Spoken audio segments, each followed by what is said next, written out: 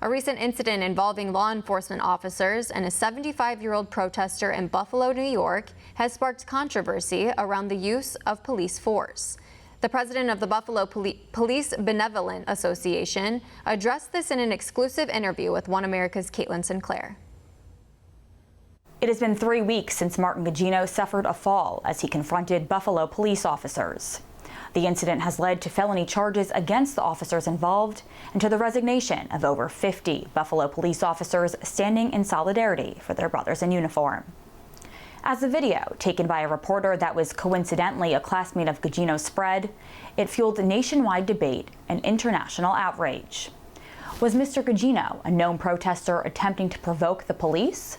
And is the mainstream media accurately reporting that the officers of this emergency response team used excessive force? So, John, when an emergency response team, as in the case here, is ordered to manage the crowd and an individual ignoring previous requests to leave walks towards the lineup of officers, are they supposed to engage or push back? You know, their mission was clear the square, and you know, the mayor put out an 8 p.m. curfew. These individuals asked for 5 more minutes. They gave them 5 more minutes, and then, you know, said, okay, move on, go home, whatever the case. And you know, this gentleman, you know, came into the area purposely. You know, I believe his sole purpose was to antagonize the officers, to draw a reaction. The minimal force in New York State, we have what's called Article 35, and it's what authorizes us to justifiably use force.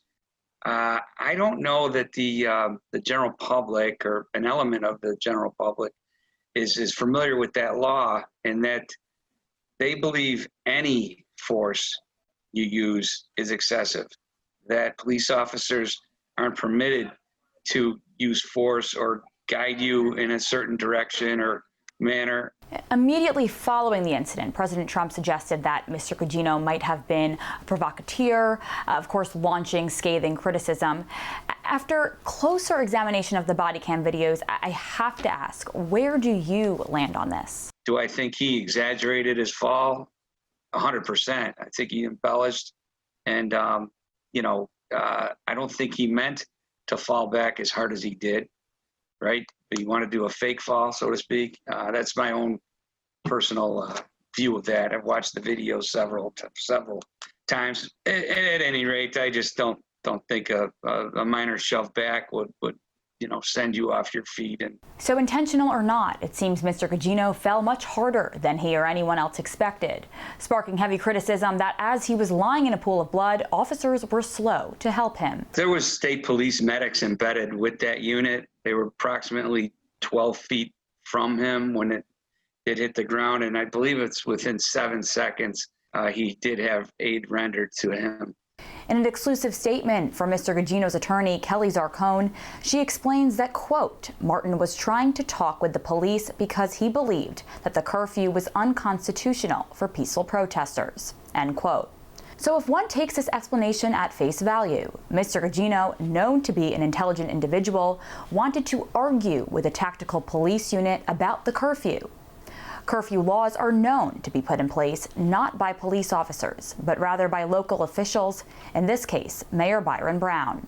Mr. Bongino's efforts then were at best misguided and at worst confrontational.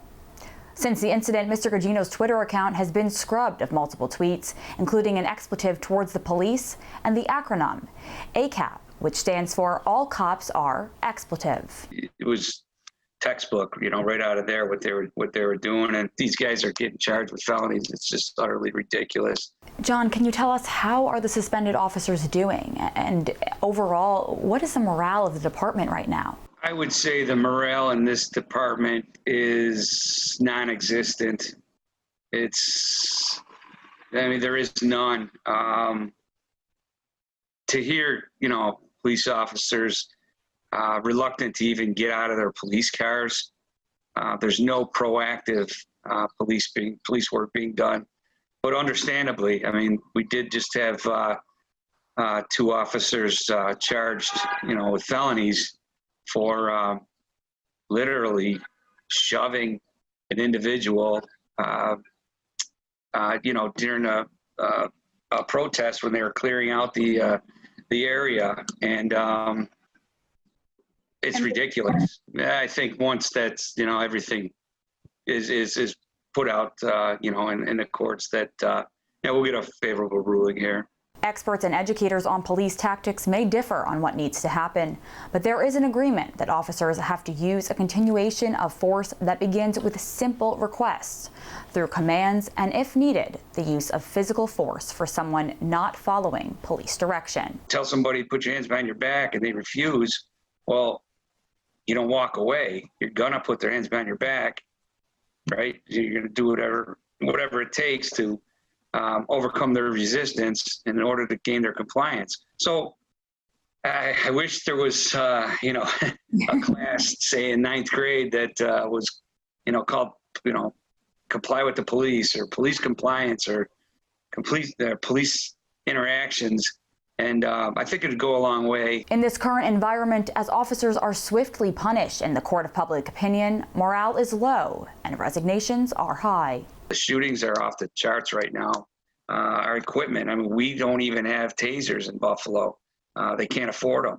So to hear the defunding call, to me, it's just absolutely ridiculous. Amidst all of the backlash and violence, what Evans refers to as the silent majority is the steadfastly standing behind the officers charged. The support's been incredible. We've received cards from all over the country, and actually all over the world.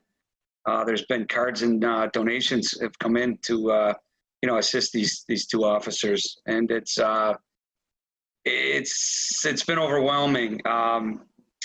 I think there is definitely a silent majority out there, and they're definitely making their voice heard. There is no doubt that the case of Mr. Bongino is a very unfortunate one, and given his age, it is understandable that public opinion landed so quickly and squarely against the police. But age in and of itself does not give you immunity. So is it possible that the police had no way of knowing Mr. Bongino's motives at that moment? Is it likely that there was no intent to injure on the part of the officers, but simply to do their job? In this case, as with every other case that involves lawmen and citizens, we cannot be prejudiced or presumptive in either direction.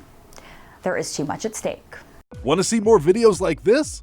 Click on the link below and subscribe to One America News on YouTube, and call your cable provider and kindly demand that One America News is added to your lineup. Call and subscribe today.